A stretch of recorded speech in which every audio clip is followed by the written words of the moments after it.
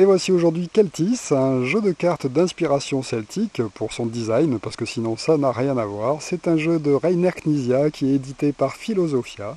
C'est un jeu pour 2 à 4 joueurs à partir de 10 ans et qui s'adresse à toute la famille. Nous allons voir comment est-ce qu'on joue à cet excellent petit jeu du maître Knizia. Alors voilà ce qu'on va trouver à l'intérieur de la boîte du jeu. Tout d'abord un grand plateau. Sur ce plateau il y a une piste extérieure qui va nous servir à compter les points de victoire que l'on va accumuler pendant la partie. Effectivement c'est encore un jeu où il faut accumuler le plus de points de victoire possible. Donc le joueur qui sera arrivé le plus loin possible sur ce circuit au cours de la partie l'emportera. Donc chaque joueur va placer à côté du chiffre 1 ici un petit jeton représentant sa couleur. Donc après que chaque joueur ait choisi sa couleur, il va prendre son jeton le plus mince et va le placer ici à côté du chiffre 1 afin de pouvoir compter les points lors de la partie grâce à ce petit marqueur. Ensuite, chaque joueur va recevoir une tuile comme ceci en carton représentant un trèfle qui va permettre de savoir quel joueur a quelle couleur au cours de la partie. Donc chacun pose ce petit jeton devant lui pour qu'on se rappelle qui a quelle couleur. Ensuite, chaque joueur va recevoir 5 autres pions, trèfles. Nous avons un grand pion trèfle comme ceci, et 4 petits pions à sa couleur que l'on va placer sur cette case, qui est la case de départ de tous les joueurs. Donc chaque joueur placera son set de pions à cet endroit-là. Ensuite, nous avons un set de tuiles vertes comme ceci, et sur ces tuiles vertes, nous avons des symboles différents de dessinés sur leur face. Alors, dans ces tuiles vertes, nous allons trouver 3 types de tuiles. Des tuiles avec des chiffres marqués qui représentent des points de victoire. Donc, il y a 3, 2 et 1 point de victoire. Nous avons des tuiles représentant des pierres vertes comme ceci. Et nous avons des tuiles représentant un trèfle à 4 feuilles comme ceci. Ces tuiles sont bien mélangées et mises en tas. Et ensuite, nous allons les répartir et les poser sur le plateau de jeu, sur toutes les pierres noires dessinées sur les différents circuits du jeu. Alors une fois que toutes les tuiles vertes ont été placées sur les pierres noires du jeu, eh bien il va vous rester en main 5 tuiles vertes. Ces 5 tuiles vertes vont être placées, elles, au-dessus de chacune des colonnes. Donc,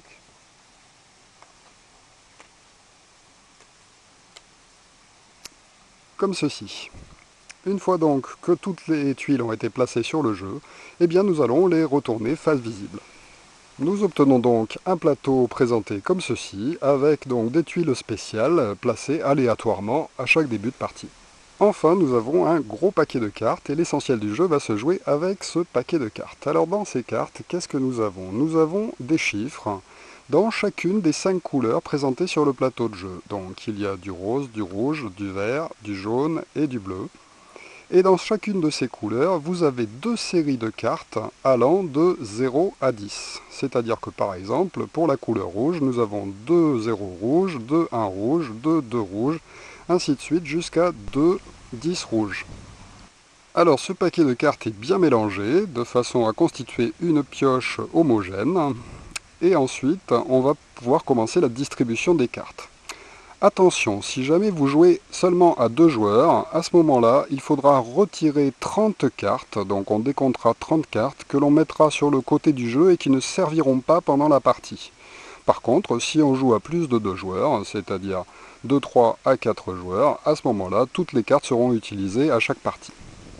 Une fois que le paquet est donc bien mélangé, eh bien on va distribuer 8 cartes à chaque joueur, face cachée. Et une fois donc que chaque joueur a reçu ces 8 cartes, eh bien le reste du paquet va être placé sur le côté du jeu, afin d'être accessible aux joueurs, puisque au fur et à mesure de la partie, ils vont piocher de nouvelles cartes. Alors pour ceux qui connaissent, Keltis est une réadaptation d'un jeu déjà existant s'appelant Les Cités Perdues, et dont vous trouverez la règle sur le site aussi, en vidéo, que je l'avais faite déjà il y a un petit moment. Et donc, Les Cités Perdues était un jeu qui se jouait à 2, et donc Keltis est une réadaptation pour pouvoir jouer à 4. Et les règles sont quelque peu différentes, mais ceux qui connaissent Les Cités Perdues se retrouveront quand même en territoire connu. Alors, inspiration celtique oblige, eh bien ce sera le joueur qui a visité l'Irlande pour la dernière fois qui sera le premier joueur. Si jamais il n'y a personne autour de la table qui n'a eu la chance de visiter l'Irlande, eh bien ce sera le joueur le plus âgé qui débutera. Alors au début du jeu, chaque joueur va regarder ses cartes qu'il a en main, et sans les montrer aux autres joueurs bien sûr, et grâce aux cartes qu'il a en main, il va tenter de faire des séries de cartes croissantes ou décroissantes devant lui. Effectivement, chaque joueur va jouer personnellement devant lui et va tenter de faire donc ces séries de cartes croissantes ou décroissantes. Donc chacun aura peut-être jusqu'à 5 séries croissantes ou décroissantes devant lui. À chaque fois qu'un joueur réussira à poser une carte sur le jeu devant lui, il pourra faire progresser un de ses pions sur une colonne correspondant à la couleur de la carte qu'il a posée devant lui. Alors notre premier joueur, pendant son tour, doit poser une carte en jeu, et après avoir posé une carte, il repiochera une carte. En fait, à chaque tour, ça se déroule comme ça. Poser une carte, et ensuite en piocher une, et le tour passe au tour du joueur suivant, et ainsi de suite dans le sens des aiguilles d'une montre. Si je décide donc de poser une carte devant moi, ça veut dire que je vais commencer une série. Au départ, donc, il n'y a aucune carte de poser, donc la première carte fera valeur de début de série. Soit je vais poser une carte faible, pour pouvoir ensuite poser des cartes en ordre croissant, soit je vais poser une carte forte, pour ensuite poser sur ce tas des cartes de valeur décroissante. Donc par exemple, imaginons que ce soit à ce joueur de jouer, il peut décider de placer un 0 pour commencer la série des roses devant lui. Comme il a joué une carte rose, il va choisir un de ses pions de sa couleur, donc là c'est le joueur blanc, et le faire progresser sur le circuit, sur la colonne rose. Donc il prend un petit pion et l'avance sur la première pierre de la colonne. Après avoir fait ceci, et donc avoir fait progresser sa pierre, eh bien il va piocher une nouvelle carte sur le paquet de pioches pour l'ajouter à sa main. Et le tour passe au tour du joueur suivant, et ainsi de suite.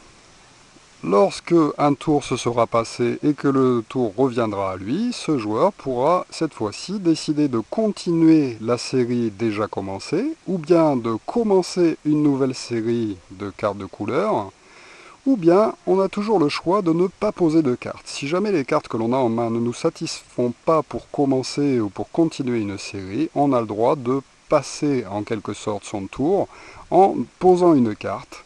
Mais cette carte, nous allons la jeter sur une défausse. Alors lorsque l'on veut compléter une série déjà commencée, eh bien on va pouvoir mettre un chiffre soit supérieur, soit inférieur, tout dépend dans quel sens on a décidé de faire la série, soit une série croissante, soit une série décroissante.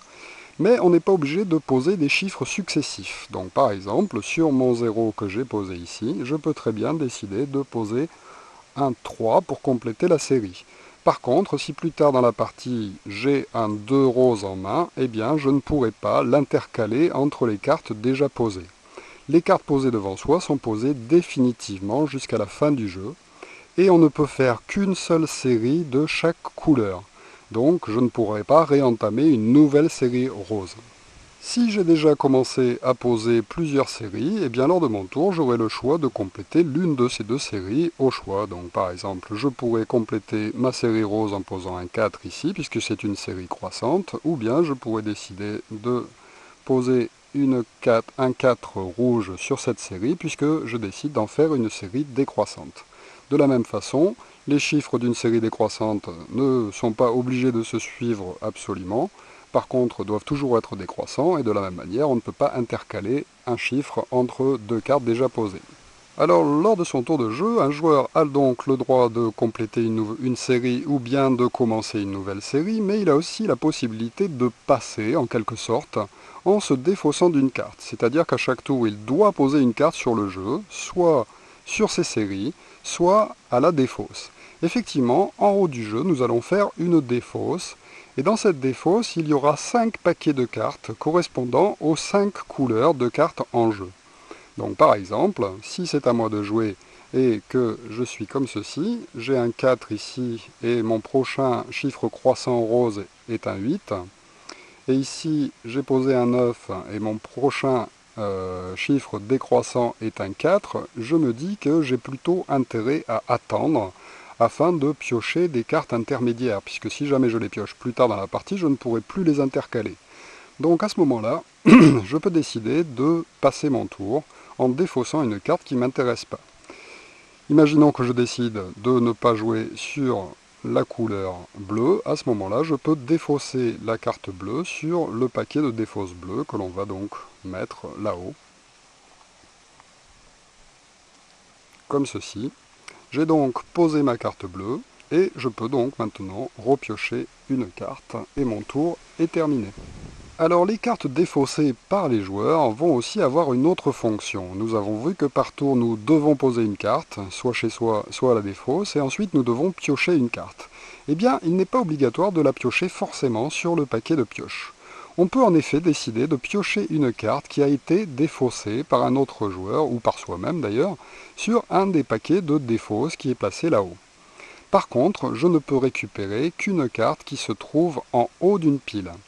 Et si je décide de faire cette action, c'est à la place de l'action piocher. Donc je serai tout de même obligé d'abord de jouer une carte, et après avoir joué ma carte, au lieu de piocher sur la pioche, eh bien je prendrai une carte en haut qui m'intéresse.